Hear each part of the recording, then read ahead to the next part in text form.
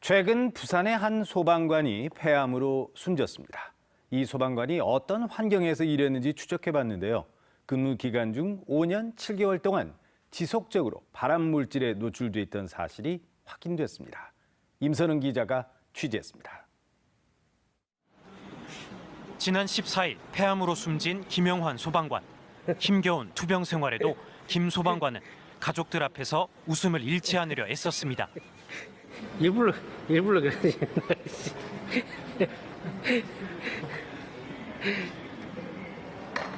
천천히 가세요. 유족과 부산소방본부는 정부 인사혁신처에 김 소방관의 죽음을 위험직무순직으로 인정해달라고 요청할 계획입니다. 김 소방관의 근무 이력을 살펴봤습니다. 1991년에 임관한 뒤 27년 5개월 동안 내근, 외근 업무를 번갈아 수행해왔습니다. 화재 진압부서에서 근무한 건 5년 7개월. 이 기간 중 2년 2개월은 지금보다 성능이 현격히 낮은 방화복과 공기호흡기를 사용했던 2000년도 이전이었습니다. 이런 조건을 소방관의 암 발병 원인으로 인정한 연구 결과와 법원 판례는 이미 많습니다. 하지만 이뿐만이 아닙니다. 한 소방 119 안전센터의 차고지. 출동 지령이 내려지지도 않았는데 소방차에 시동을 겁니다. 필수 업무 중 하나인 시동 점검으로 하루 30분씩 소방차의 시동을 걸어놓아야만 합니다. 차고지를 오가는 소방관들이 손과 옷깃 등으로 코를 막습니다. 마스크를 낀 소방관도 있습니다. 소방차의 디젤 배출가스 때문입니다. 차고가 협소하기 때문에 매연이 항상 차고 안에 잔류하게 되고 있습니다. 악취가 이제 너무 심해서 또 머리가 띵한 경우도 있고. 2012년 세계보건기구는 이 디젤 배출가스를 성면과 같은 1급 발암물질로 분류합니다. 문제는 이런 사실을 몰랐던 시절 소방관들의 대기실과 휴게실이 차고지와 함께 있었다는 점입니다.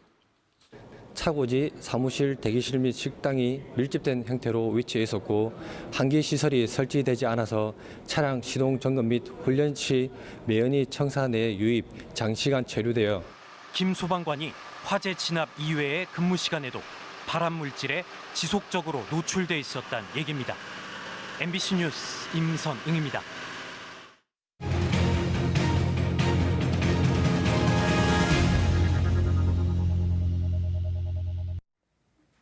네, 어제 보도해드린 엉터리 온열의자 의혹 오늘 계속 보도합니다. 문제의 온열의자를 어디에서 구입한 것이냐? 이번 사안의 가장 핵심인데요. 취재팀 확인 결과 당황스러울 정도입니다. 부산시 예산을 받은 광고 대행업체가 전문업체의 온열의자를 사지 않고 자체 제작한 것으로 드러났습니다. 조재형 기자가 보도합니다. BRT 구간 버스 승객 대기소의 온열 의자입니다.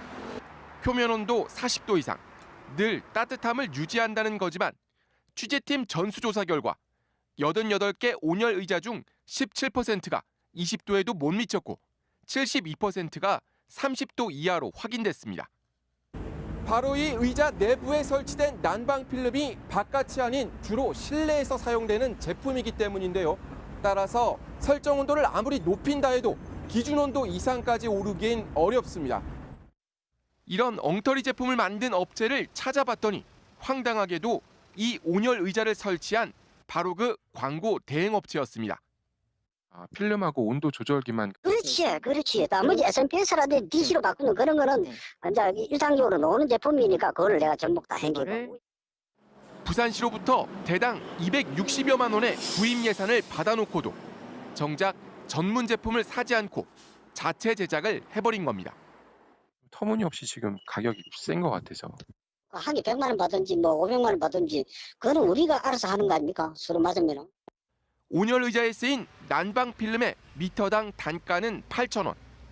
이 정도면 자체 제작비는 대당 수십만 원에 불과하다는 게 업계 추정입니다. 필름 난방, 그다음에 컨트롤러 이렇게 해서 한 30만 원, 20만 원이면 만들 것 같은데요. 더 큰 문제는 5개 온열 의자의 경우 반드시 전기안전 인증을 받아야 하지만 이마저도 받지 않았습니다. 한마디로 안전하지 않은 불법 제품인 셈입니다. 필름 안에서 본드가 녹기 시작합니다. 그래서 저희는 안전적인 문제 때문에 고객님들께는 60도 이상으로 올리지 마시라고 말씀드리고요. 그러니까 습기는 무조건 멀리 하셔야 돼요. 습기가 제일 약합니다. 네, 습기가 제일 약합니다. 엉터리 제품에다 날아간 예산까지.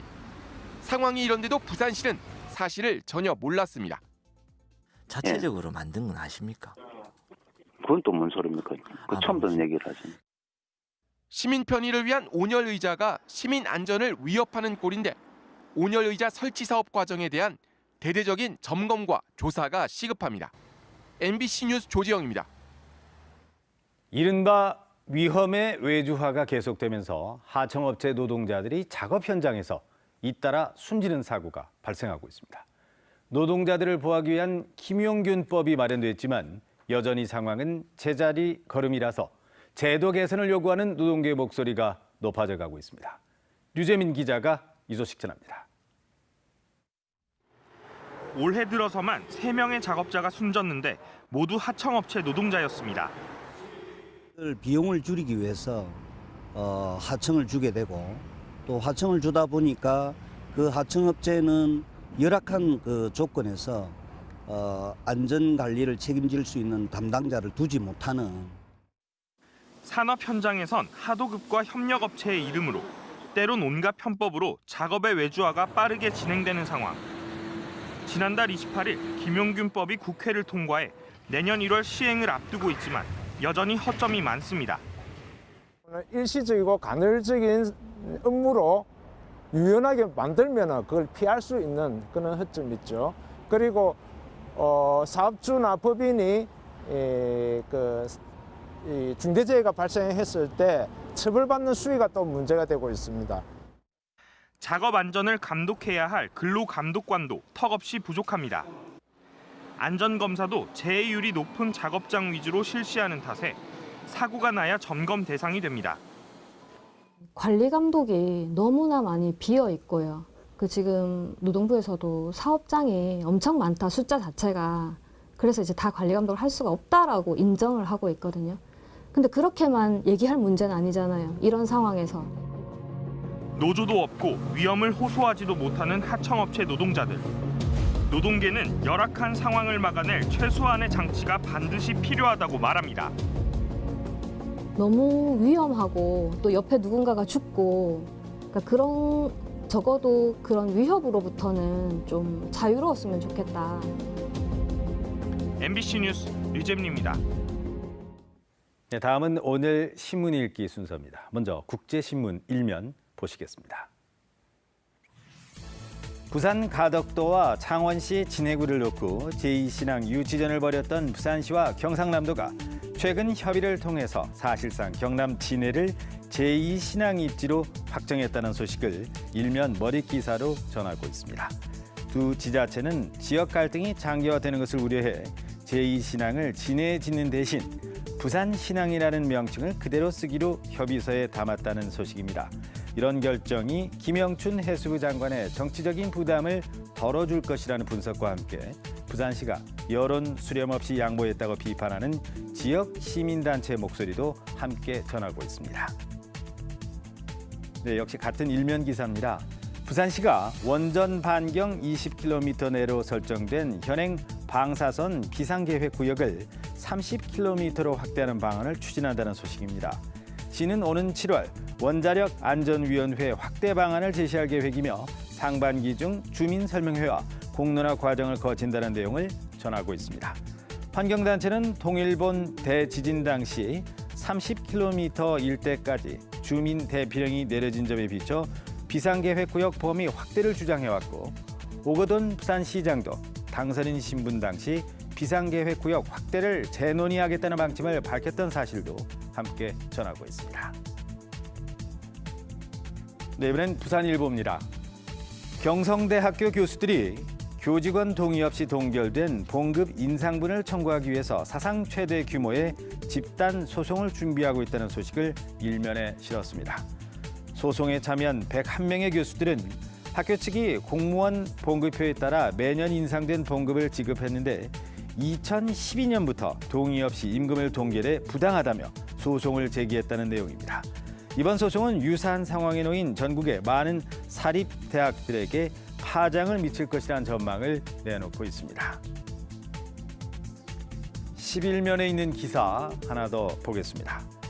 부산의 공영주차장들이 다자녀 차량이나 경차 등 주차요금 감면 차량의 주차를 막아서 불만이 빗발친다는 내용입니다.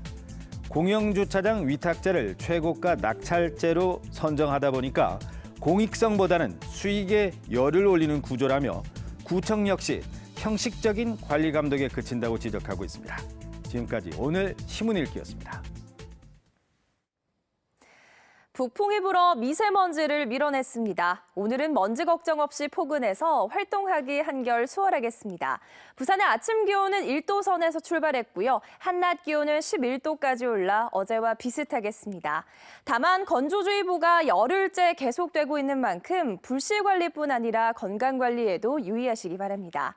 위성 영상입니다. 고기압의 영향으로 구름은 거의 지나지 않는 모습인데요. 미세먼지도 사라져 대기질 보통 수준을 유지해 전국의 하늘이 쾌청하겠습니다. 경남도 예년 기온을 웃돌며 일교차가 크게 벌어지고 있습니다. 아침 기온 양산 영하 3도, 창원은 1도에서 출발하고 있고요. 한낮 기온은 대부분 지역에서 10도에서 11도까지 올라 어제보다 1, 2도가량 낮겠습니다. 바다의 물결은 동해남부 먼바다에서 최고 2.5m까지 비교적 높게 일겠고요. 바닷물의 높이가 높은 데다가 너울성 파도가 넘나들어 주의하셔야겠습니다. 내일까지 부산은 예년 기온을 웃돌아 온화하겠습니다. 다만 주말인 토요일에는 아침 기온이 영하권으로 떨어져 추워지겠고요. 찬바람의 영향으로 다행히 대기질은 무난할 것으로 예상됩니다. 날씨였습니다. 다음은 오늘 부산의 주요 행사들 정리했습니다. 투데이 부산입니다. 세금 먹는 하마로 불리는 민자터널 가운데 통행료가 가장 비싼 거가대교의 통행료 인하를 촉구하기 위한 시민단체 중심의 집회가 오늘 오전 11시 부산시청 앞에서 열립니다.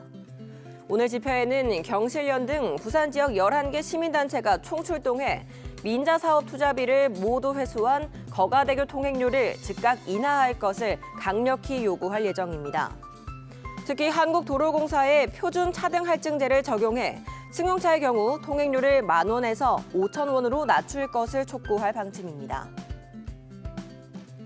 부산 지역 정부 지원 사업 설명회가 오늘 오후 1시 반 부산국제금융센터 3층 템코마루에서 250여 명의 관계자가 참석한 가운데 열립니다. 오늘 설명회에서는 올 한 해 산업자원부와 중소벤처기업부 등 정부 차원에서 이루어지는 제조업 혁신과 지역 중소기업 지원, 그리고 규제 샌드박스 등 다양한 기업 지원 내용이 소개될 방침입니다. 또 이와 함께 부스도 설치돼 부산의 관련 기업과 상담도 활발히 펼쳐질 예정입니다. 2019년 부산 수산정책포럼 신년 인사회가 오늘 오후 5시 반 서면 롯데호텔에서 주요 기관장과 수산 관련 단체 관계자 150여 명이 참석한 가운데 개최됩니다. 정기총회를 겸한 오늘 인사회에서는 새해 축하 인사는 물론 수산 대상 시상식도 열릴 예정입니다. 2019년 제1차 부산시 장애인 체육회 이사회가 오늘 오후 3시 부산시청 26층 회의실에서 열립니다.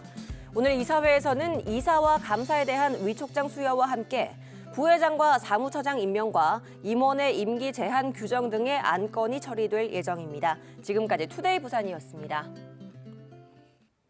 부산시가 명절 연휴 통행료 면제에 투입되는 예산을 쌈지 공원이나 작은 도서관 건립에 사용하는 방안을 검토하고 있습니다. 민자 유료 도로에까지 세금으로 통행료를 보전해주면서 한시적인 효과를 주는 것보다는 실질적인 혜택을 시민들에게 제공하겠다는 겁니다. 이두원 기자의 보도입니다. 민간 자본이 투자한 백양터널. 부산 진구와 사상구를 연결하는 이 터널은 승용차 900원, 대형 차량은 1,400원의 통행료를 받습니다.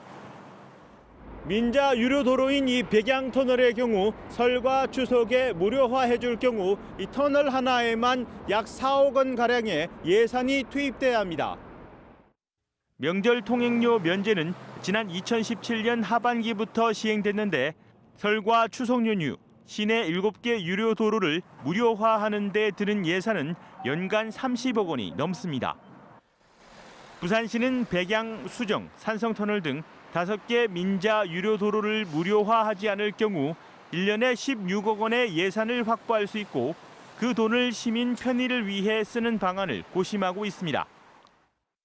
명절 기간에 민자유로 도로 무료화에 1년에 16억이라는 시민들의 세금이 투입되고 있는 만큼 이 부분을 절감해서 시민들에게 실질적인 혜택이 가는 방향으로 지금 검토하고 있습니다. 현재로선 도심 쌈지공원 조성이 유력한 상황. 작은 도서관을 짓거나 보행로 확보를 위해 투입될 가능성도 있습니다. 기존에 좀 불편한 보행로 정비, 이것도 도움이 될 것 같습니다. 주거지역 인근에 주차장을 좀 확보해주는 그런 쪽의 지원도 좀 시민 행복과 연계된. 부산시는 시민 의견을 수렴한 뒤 최종 결정이 내려지면 이번 설 연휴부터 이 같은 방안을 시행할 예정입니다. MBC 뉴스 이두원입니다. 세계적인 첼리스트들이 부산에서 마스터 클래스를 열고 있습니다. 이 수업에 참석하기 위해서 중국의 첼리스트 꿈나무 100여 명이 부산을 찾았습니다. 올해로 2회째를 맡고 있는 첼로 거장들의 부산 겨울 투어 이만은 기자가 다녀왔습니다.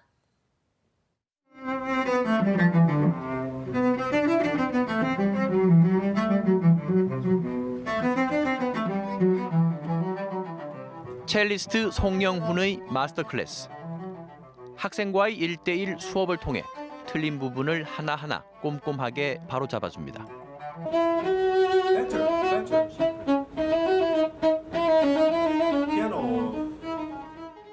무대 위의 첼로 수업을 지켜보는 학생들의 표정은 사뭇 진지합니다. 오는 일요일까지 일주일 동안 진행되는 첼로 마스터 클래스에는 린 하렐과 미셸 스트라우스 등 세계적인 첼리스트 40여 명이 강사진으로 참여해 미래의 거장을 꿈꾸는 꿈나무들에게 첼로를 가르칩니다. 특히 저희가 지금 연주하는 곡들이 다 100년에서 300~400년 전에 쓰여진 건데 그때는 미세먼지가 없을 때니까 거의 대부분 바깥에서 이 전원적인 그 요소들을 많이 담아서 작곡을 했거든요. 그러니까 바라보면서 하면은 그 이상 좋은 게 없죠. 지난해에 이어 올해로 2번째를 맞는 이번 부산 첼로 마스터 클래스는 중국음악가협회 첼로 학회장인 위밍칭 교수가 기획한 자리. 중국에서 첼로를 전공하는 학생들을 모집해 부산에서 수업을 진행하는 방식인데 첼로 앙상블과 오케스트라 연습 등 일주일 동안 빡빡한 일정으로 진행됩니다.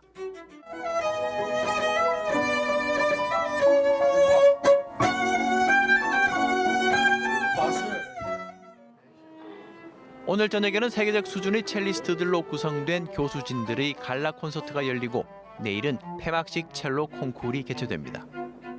学生来说的话，又自己学到了东西，而且还可以到国外去旅游，看到釜山漂亮美丽的城市，还可以吃到釜山。 겨울 바다를 배경으로 펼쳐지는 감미로운 첼로의 선율. 우리가 미처 느끼지 못했던 부산의 색다른 매력에 해외에서는 감탄과 찬사를 보내고 있습니다. MBC 뉴스 이만행입니다.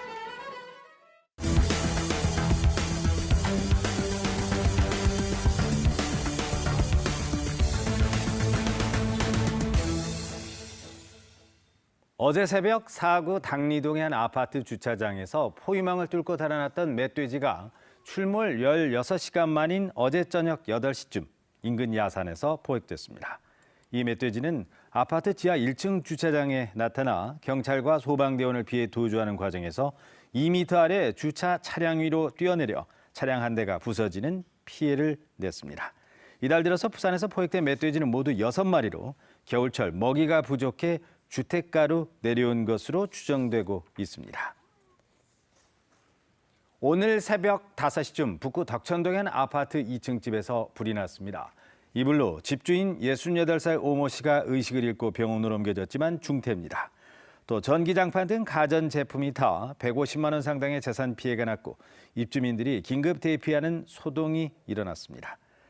경찰은 화재 경보기가 울렸다는 관리사무소 직원의 진술을 토대로 정확한 화재 원인을 조사하고 있습니다.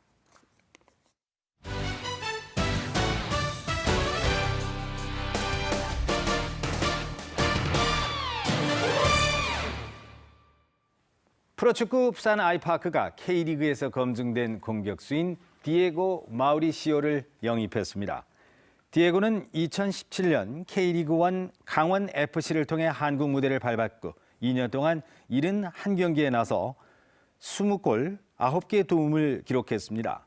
2011년 브라질 20세 이하 국가대표 출신인 디에고는 유연한 몸놀림을 바탕으로 골 결정력이 높다는 평가를 받고 있습니다. 부산 지역 홈플러스 9개 점포 조합원들이 파업에 들어갑니다. 마트 산업노조 홈플러스 지부 부산본부는 오늘 오후 센텀시티점 앞에서 400여 명이 참가하는 파업 결의대회를 엽니다. 노조는 임금 협상에서 사측과 이견차를 좁히지 못해 오후 4시부터 자정까지 8시간 동안 파업에 들어간다고 밝혔습니다. 한진중공업 정리해고 사태 당시 부산경찰청장이던 서천호 전 국정원 2차장이 인터넷 댓글 공작을 벌인 혐의에 대해 불가피한 선택이었다고 밝혔습니다. 서울중앙지법 형사합의 29부 심리로 열린 첫 공판에서 서 전 차장은 희망버스 집회에 인명피해가 우려돼 온라인으로 대응할 수밖에 없던 긴급성이 있었다고 주장했습니다. 서천호 전 차장은 부산경찰청장이던 2011년 조현호 전 경찰청장 지시에 따라 한진중공업의 정리해고 철회를 요구하는 희망버스 시위에 부정적인 인터넷 여론을 조성하도록 지시한 혐의를 받고 있습니다. 공무원 승진 인사에 개입한 혐의로 재판에 넘겨진 오규석 기장군수에게 검찰이 징역 1년을 구형했습니다. 부산지법 동부지원 형사 4단독에서 열린 결심 공판에서 검찰은 오 군수에게 징역 1년을, 인사 담당 6급 박모 씨에게 징역 8월을 각각 구형했습니다. 오 군수는 2015년 특정 공무원을 사무관으로 승진시키기 위해 인사 담당 박 씨에게 승진 인원을 16명에서 17명으로 늘리도록 지시하는 등 직권을 남용한 혐의를 받고 있습니다. 북풍이 불어 미세먼지를 밀어냈습니다. 오늘은 먼지 걱정 없이 포근해서 활동하기 한결 수월하겠습니다. 부산과 양산은 한낮에 11도까지 올라 어제와 비슷하겠습니다. 다만 건조주의보가 열흘째 계속되겠습니다. 불씨관리뿐 아니라 건강관리에도 유의하시기 바랍니다. 위성 영상입니다. 고기압의 영향으로 구름은 거의 지나지 않고 있는데요. 미세먼지도 사라져 전국의 하늘이 쾌청하겠습니다. 내일까지 부산은 예년 기온을 웃돌아 온화하겠습니다. 주말인 토요일에는 아침 기온이 영하권으로 떨어져 추워지겠고요. 찬바람의 영향으로 다행히 대기질은 무난할 것으로 예상됩니다. 날씨였습니다.